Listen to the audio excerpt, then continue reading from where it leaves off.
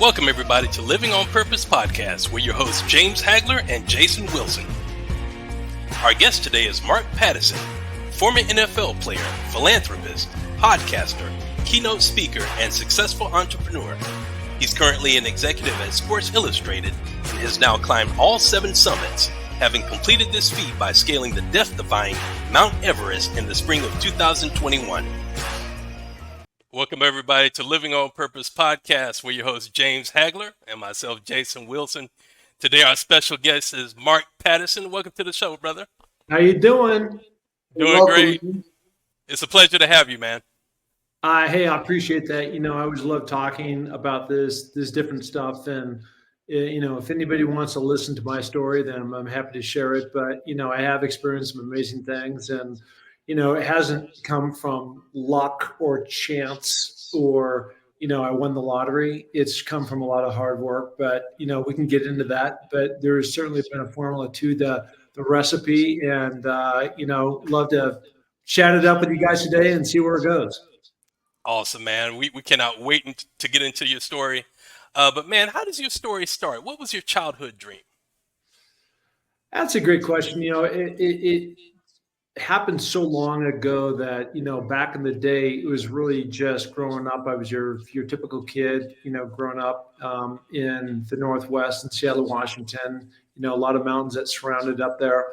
And, there weren't all these select sports and club teams and lacrosse and so on and so forth. It was just really the big three. And the big three were basketball, baseball, and football.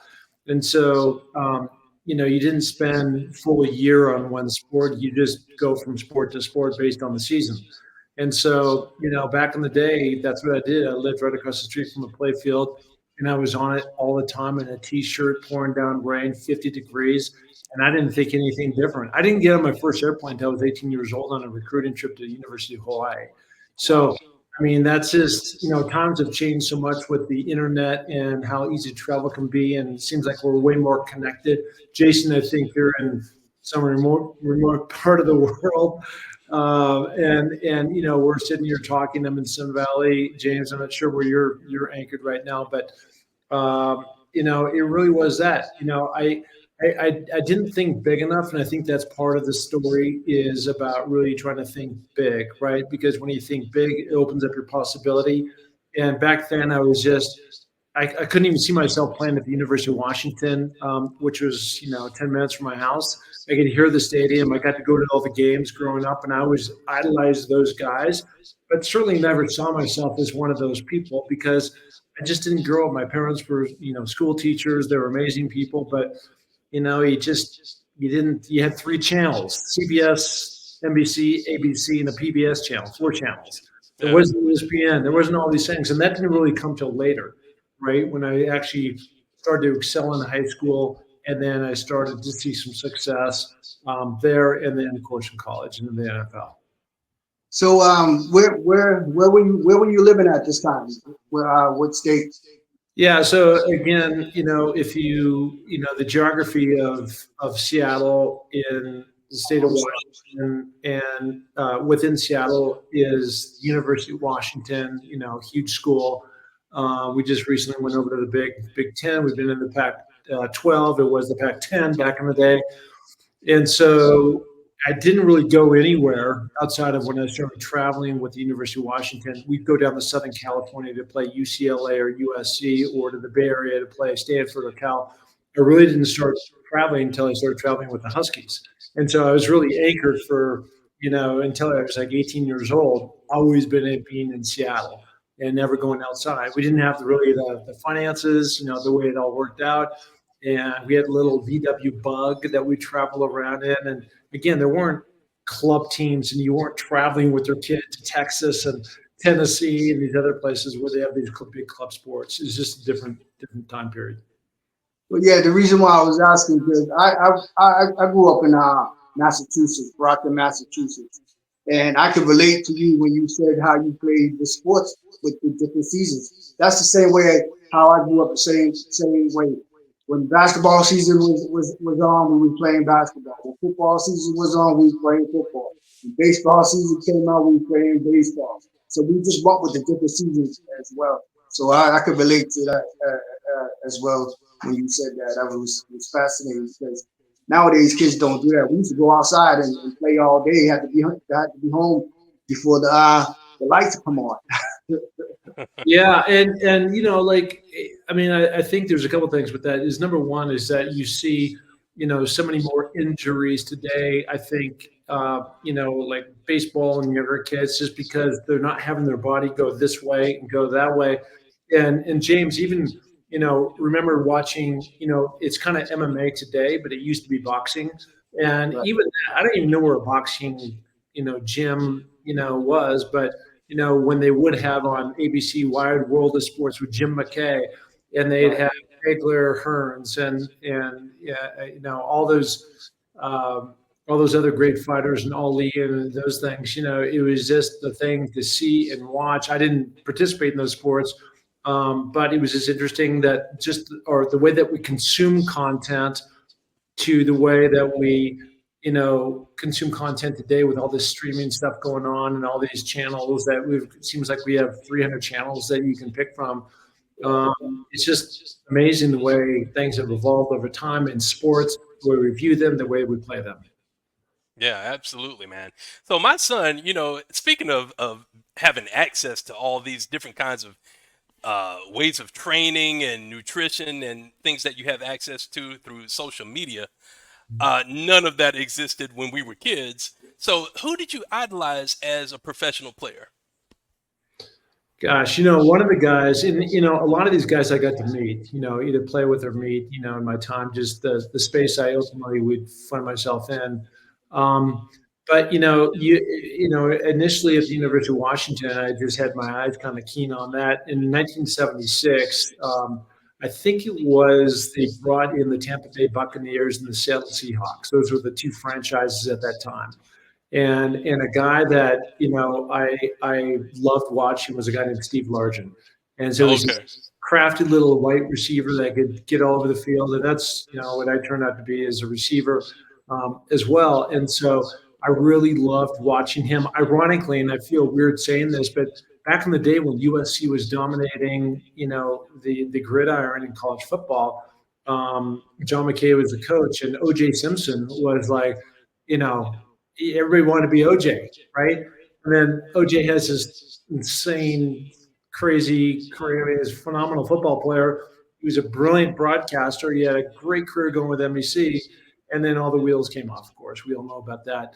But back in the day, that's kind of what it was. It was USC versus Washington, and OJ Simpson, and I'm going to be the tailback, type of thing.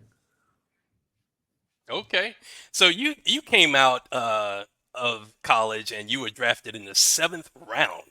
I No. mean, did you have any hope that you were going to be drafted when it got that far in the draft? Well, it's a good question because when I came out of high school, I was really good in high school, and I could dominate, but I never did anything. I never worked at it, right? It was just natural talent. I could just outrun everybody, really, really, as faster than everybody else, and I had good hand-eye coordination. And then when I got to the University of Washington, I was so far in over my head, and I was looking out there, and all these other guys were, gunned up and were confident and were powerful. They've been in the system, they've been in the program for a number of years, and I just hadn't done any of that. And so I really had to commit. And it was a big wake up call for me because it was kind of like, what door do you want to walk through? Do you want to walk through this door, or do you want to really buckle up? And that meant a lot of sacrifice.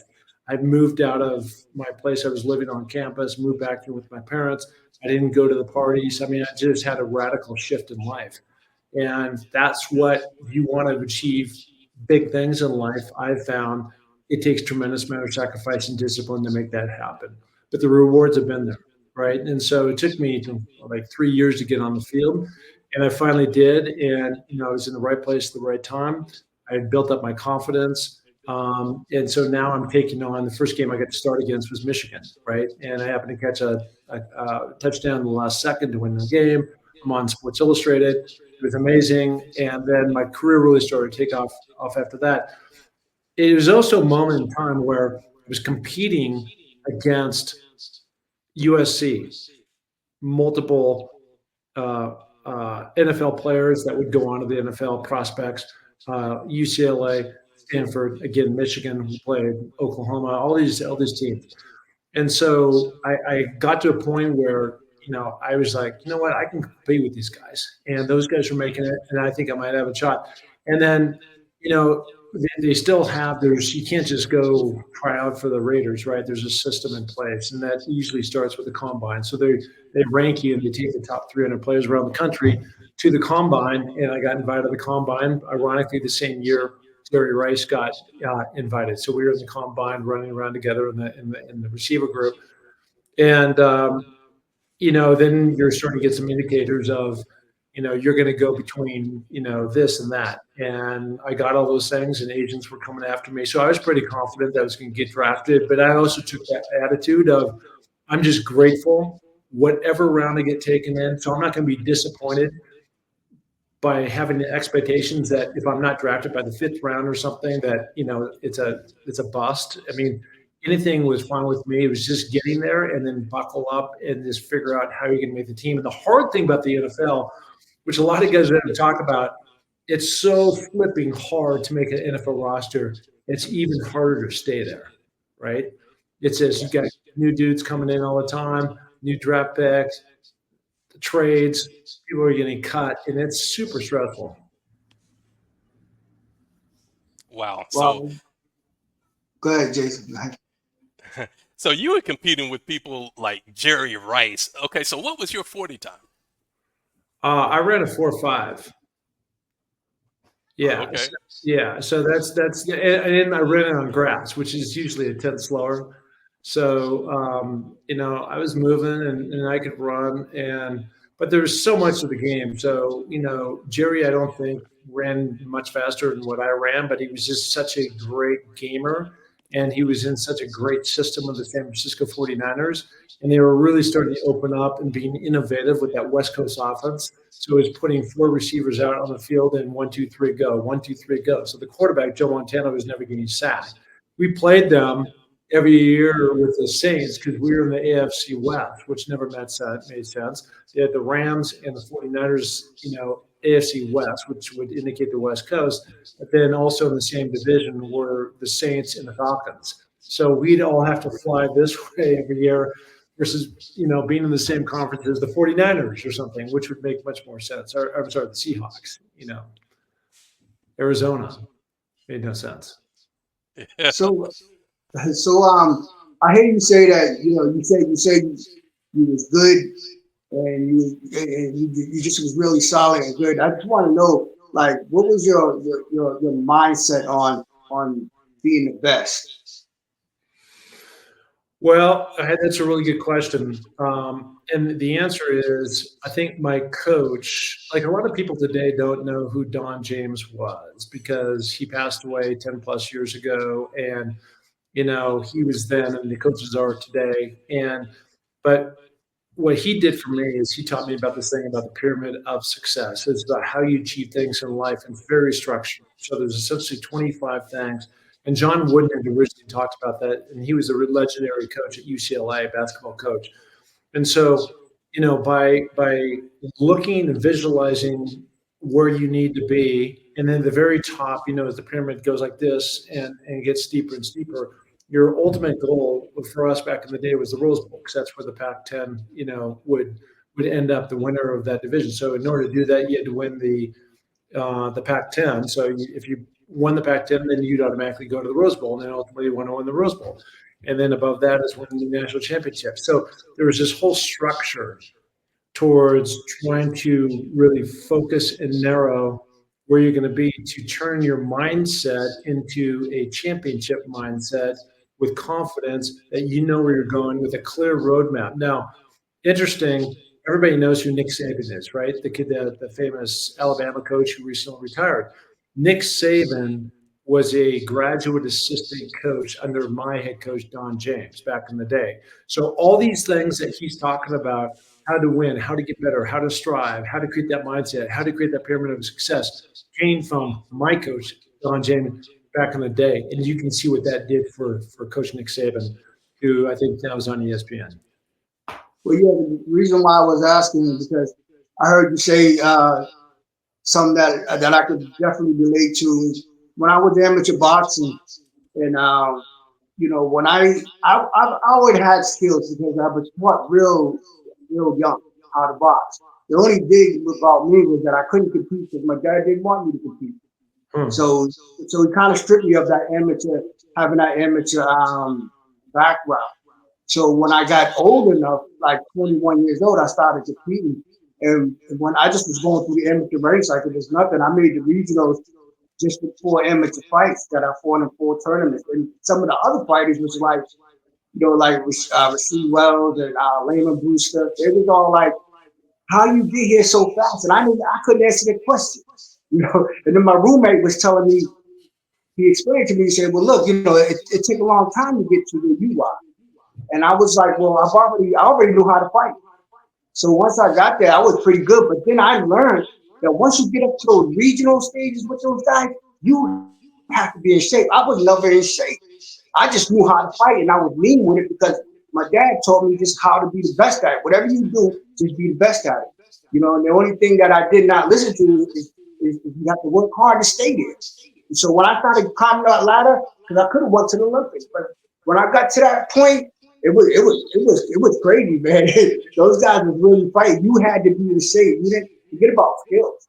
So when you were saying that, I was like, wow, I never heard anybody. I never ran into anybody that had had something similar to my experience.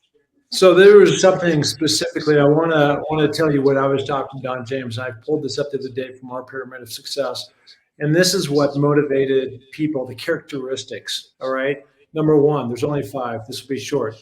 Are self-starters. Number 2, accept accountability. 3, never pass the buck. 4, look for solutions, not excuses. 5, move forward with dignity. And as a result, you develop a winning attitude. And so that can be part of the formula to get anybody. And the thing that's great about this is this has helped me so much in business and other things I've tried to achieve. Jason, you talked about the 7 summits, climbing Mount Everest and things like that. But, that's not like a team thing. And there's no winner or loser. It's not like you're playing against another climber, but the personal and the personal accountability of nobody has to tell me to get up. I just know that when I look in the mirror, have I done everything I can do to potentially fulfill my potential, my ceiling of where I can go in life and try to achieve these different things.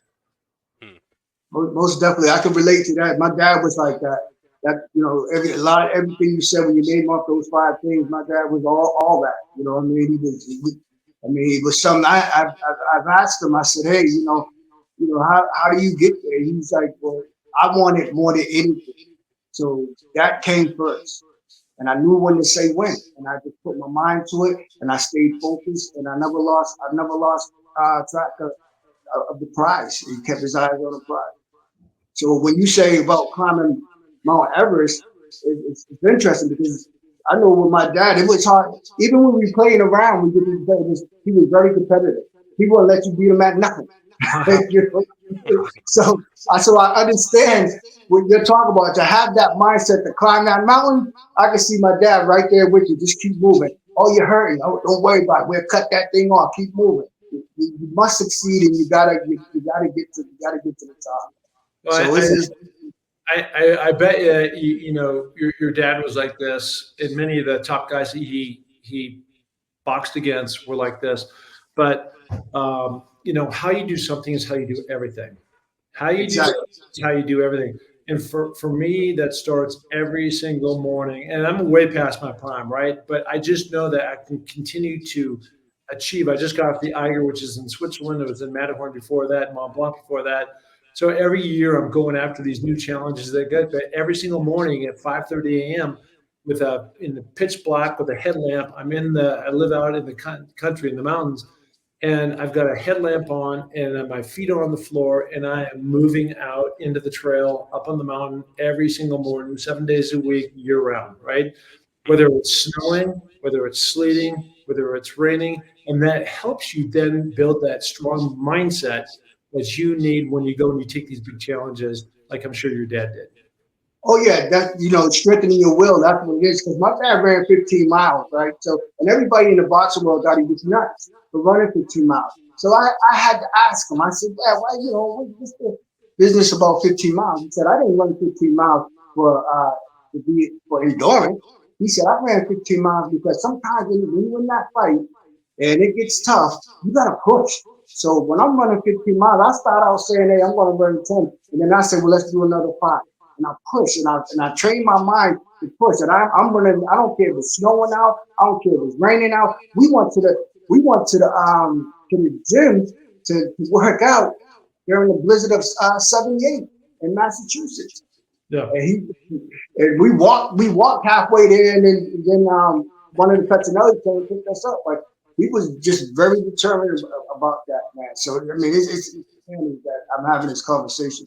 Yeah, no, I love it. I mean, there's so much crossover in these things. So, these aren't like whatever Mark, comes out of my mouth isn't like the Bible. It's just that I've had so much experience in business, in sport, in climbing mountains, in making, this film, and Sports Illustrated that I've used the exact same approach on every single thing. It's been my formula to success. So that's where I'm so passionate about some of the things that come out of my mouth is just because I know that they work. And the only difference between me and many others that are out there that wish they could do this or that, or they say, Mark, you're lucky or whatever. I go, okay, whatever. But I don't see anybody out there. I train 3 hours a day, and I don't see anybody else out there on the trail with me. Everybody's welcome to join me, but nobody ever does, right? I'm the only flipping guy that's out there. And that's not a big deal to me. Like somebody wants to sleep in, go for it. But that's what I know I have to do to succeed and win. Well, Mark, okay, you had 4 successful seasons in the NFL, and you transitioned to mountain climbing. What was the motivation?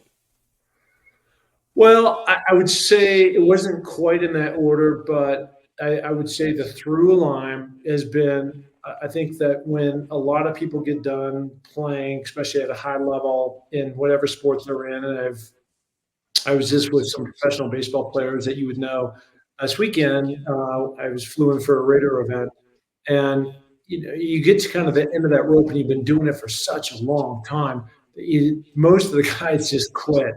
And I went out to dinner with a uh, with a teammate, famous kicker, and he's going through some weight struggles and some alcohol struggles, and it was just like, would you please tell me like the formula? And so I went through it, but at the end of the day, it's all on the individual to do this. And so after football, the NFL, I continued to train, and I've never quite stopped. Now, maybe I wasn't going as intense, like 8 hours a day, but then I started to get into the business world, and I started a couple of venture-backed companies that one was sold, and ultimately that kind of weaved up into when the internet, came around of getting working with sports outlets, and then ultimately taking over Sports Illustrated. But it was about 10 years ago that I was going through a rough patch, and man, we all go through rough patches, right? And this one hit me pretty hard. It was just like, how am I going to pull myself out of this deep hole? And so, I was just like, I kind of retreated back to that one space that I've always succeeded at, which was sports. And so I said, I got to do something big, and it can't be going back to the NFL and playing. I'm not a boxer. There's a lot of things I can't do. So what can I do? And since I grew up in the Northwest, it was like, I'm going to see if any NFL players ever climbed the 7 summits. I went back to my home. I Googled it. No guy had done that. I said, I am going to be that person. So 10 years ago, off on this journey, I went to become the first NFL player to climb the 7 summits. And I was like, well, how do I do this? And so I started training, and I moved to this mountain town, Sun Valley, Idaho, here in the middle of Idaho. And I got a roadmap, again, the pyramid of success, on where I need to start. It with Mount Kilimanjaro down in Tanzania. I've actually done it twice now. And start down there and then weave my way through. And of course, at the time, I thought, 7 mountains, 7 years. And again, the 7 highest mountains are on each continent. So there's 7 continents. So that's where you get in Asia, it's Mount Everest. In North America, It's Denali in South America. Jason, I think you're coming somewhere. It's in Argentina. So you just kind of go around the globe doing that. And, I got a roadmap. I understood what I had to do at competitive greatness, go at this thing with gusto and full passion and commitment with daily discipline and get after that thing and see what happens. And of course, COVID came in. I was on Denali. I got in minus 90-degree weather in 2017, 2017. So I had to retreat, come back again the next year, redo that whole thing. I was able to climb it, but things get in the way. But ultimately, I was able to achieve, and I continue every year. Like I said, I keep going after these new mountains and these new challenges. That's awesome, man. Okay, so tell us about your journey with Sports Illustrated. Well, as we all know, Sports Illustrated is an iconic brand, right? And, it's been around for 56 years or more. Originally as a magazine, we used to, at least I did, and got that magazine growing up as a kid. And I was very blessed that I was in the magazine 5 different times in different ways. And then about 7 years ago, there was an opportunity to take over Sports Illustrated and run that from an executive, side. And so at that time, I was looking at the way they created content, and they'd always done this long form journalism. And I came into the picture, and I was like, we need to stir things up. And so I want to create a bunch of team sites. So I have a person in every single market, every NFL market, college market, NBA, Major League Baseball. And rather than have long form journalism, as you're seeing newspapers and magazines shut down, I said, we're going to start giving people what they want, which is short snippets of video and just the bottom line. What happened last night in the Yankee-Dodger, World Series game, right? That's it. That's what people want to know. And so it turns out there is a magical formula within that. And so we call it On SI, on Sports Illustrated, has completely blown up. And it's been a massive success. And took the company, when I first got there, Sports Illustrated was ranked 17, ESPN number 1, Sports Illustrated number 17. Now we are number 1, ESPN is number 2. Now ESPN still dominates the sports space on TV, but now I'm talking about the digital footprint that we have in this space. CBS Sports, we're ahead of ESPN, we're ahead of USA Today, we're ahead of all these major media companies. It's amazing to be a part of that ride. Yeah, my dad was on the Sports Illustrated numerous of times. I think he, other than Ali, he was like one of the most photographic boxers that was ever on Sports Illustrated. Yeah, we have something. It's insane to see. We have something called the Vault, and the Vault is this collection of iconic covers or pictures, over the years. Ali, I'm sure your dad, Hagler's on there. Hearns is probably on the Macho Hector, whatever his name is. Guys, yeah, they're all on there, right? Or within there somewhere. And so to be able to, see all those photos up front the first time was just like I was pinching myself like this can't be real. I'm actually part of this thing now. And I wonder where you guys still have a magazine or just digital now?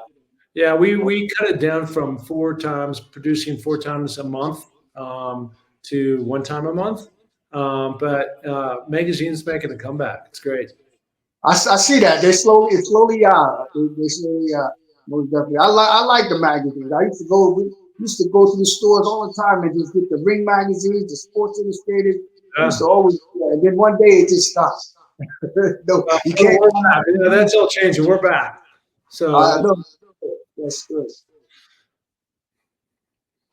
Well, since you've been at Sports Illustrated, Mark, do you still have ties to the NFL? Do you still do events, or what do you do with the NFL? No, so that's a multi-pronged question. So personally, since I play for the Raiders, they have a really strong Raider alumni. So I was just at a golf event last weekend in Las Vegas, and then I was at the game against the Steelers, and they have a bunch of us go suite to suite to suite, shaking hands, kissing babies. It's great. It's great PR for everybody, and I love doing it. So I'm very blessed that way. As far as Sports Illustrated, obviously we're covering all the NFL teams. So I have my finger on all the different transactions that are going on, and I'm in contact with all the publishers. I'm still part of the NFL Players Association based out of New York, and then we also have a deal with the NFL where we're taking certain NFL content and putting it on. So somebody will write about the 49ers, and you might see a video about the quarterback or one of the running backs or something on there.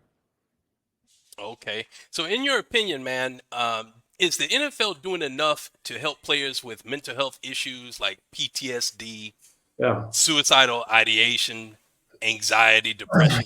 Yeah, so I'll tell you what happened is, back in the ancient days when I played, there was nothing, and so when you stopped, and there was and literally you went off a cliff, and there was no support, no help, and then a good 10 years ago, there's a gal named Tracy Perlman who came along, and she wanted to create something called the Trust, and essentially that was for the NFL Players Association, for that group of players, 10,000 plus players that are in this group of, like, what do you do when you get, you come out of the league? And so we have, anywhere from, CTE, I'm dealing with that. I'm going to all NFL paid. I'm going to have this 2-day health check in Newport Beach here next month.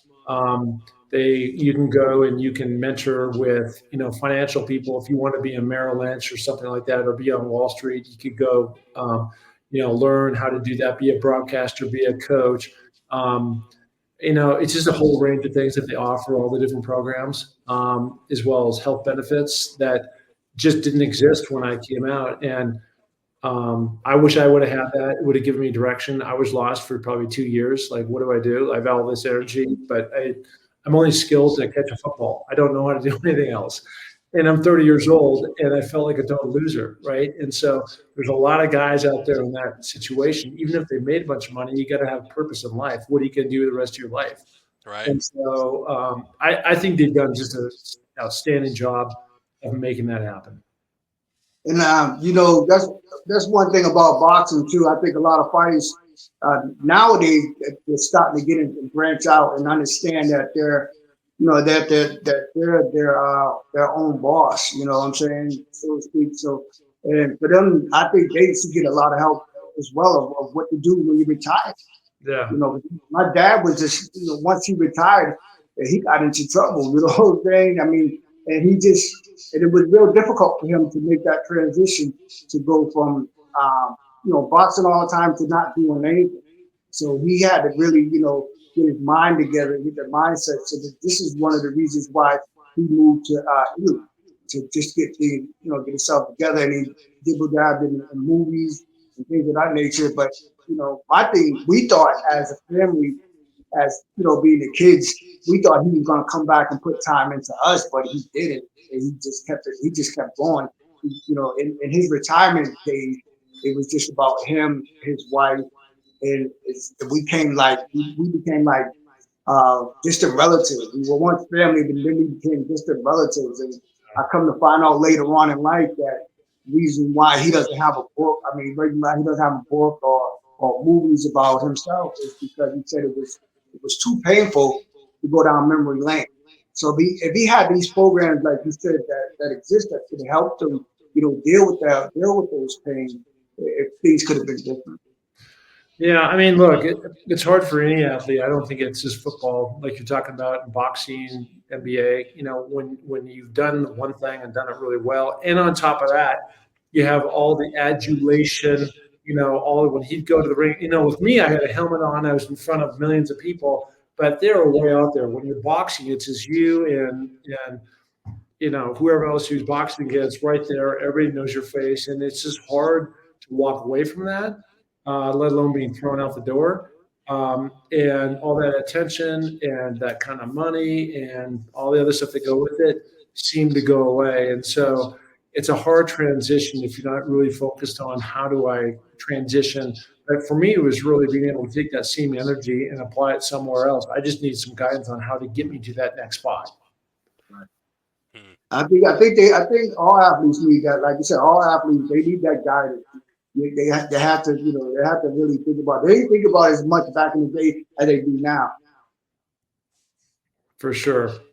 So, it's just like we talked about at the beginning of this conversation. There's so much that has changed and evolved over the period of time, and it's great to see. It seems like it's moving in a much more healthy space, for people to get support and learn and hopefully transition to whatever you're gonna do. And one thing I for sure had to get over is that there was a period of time and there was like, okay, what is it going to be really just like drive me in the same kind of passion I had where I'm up in the air and I'm catching the ball in the last second over Michigan or Oklahoma or something. You're on Sports Illustrated, and the reality is none of that doesn't exist in the business world. You may have some big wins, but usually those big wins, like if you're a developer or something, it takes you time to build and get the contracts and da da da. It's not in the moment of when those things happen, which makes sports so exciting. So I just had to learn it's okay. I hit like excitement, even mountain climbing. It takes, a long time. And even when you get to the top, you think that's the end zone, and it's not. You still got to go all the way back down. And that's when people get hurt, right, or killed. And, right, yeah, challenge within itself. Yeah, so it's one of those things where you just got to get focused on what you want to do, and just things change. People get married, people have kids. Put your attention towards what you can do to teach the things to your children. Growing up, I have two girls. So there's a lot of things you can do. It's just reshifting your mind towards what that's going to be, and then getting the right kind of mentorship that's going to help you get to that other side. I agree. Well, Mark, you've achieved all these amazing things in your life. Is there anything more that you want to achieve at this point in your life? I have just started. Seriously, I've just started. I feel like I'm just accelerating right now. Like putting the pedal down on the metal right now, and there's so many more mountains I want to go after, and there's so many more places around the world I want to attack. I'm in the process of writing a book right now, which is a whole thing. I public speak. I love going around the world and talking about that. Like we're having these conversations today. It's just fun to meet people and their experiences, and I learn, right, too. So I don't know everything, but I know that if I have one big ass goal every year to go climb a certain mountain, and then I fill it in with these other things of, running Sports Illustrated and writing a book, which is a whole other thing, and public speaking and things like that. I know that, I haven't achieved my goals, like the pinnacle of success in certain things. So I know that there's still a lot of room for me to grow. And that's what I keep, reaching for. And again, that's the whole thing. Reaching for those goals. What is out there that you haven't done? What do you need to learn? How do you get better? Right. And as long as you're doing that, I think you can really grow in those directions. Well, So, that's awesome. how did you deal with success and Well, I've always kept it in check. I think if you ask a lot of people, I was never full of myself, or, I don't know. It's just the way my life has played out. And it's just, I think when people focus so much about the past and who I was and my identity as a football player versus what's Mark's identity as a person and the things that I want to achieve going forward, it's, for me at least, it's pretty easy to and quickly to forget, like Mark was this football guy. That was just a period and moment in time. That's all that was. And so being a stand-up person, calling it as it is, being a good mentor to my kids, doing things like that and achieving and going after these goals. I think when you're focused on those things out in the future, you don't have time to think about, oh, I was such a great football player. Like, who cares, right? To me. So, that's how I feel. No, my dad, he hated to play.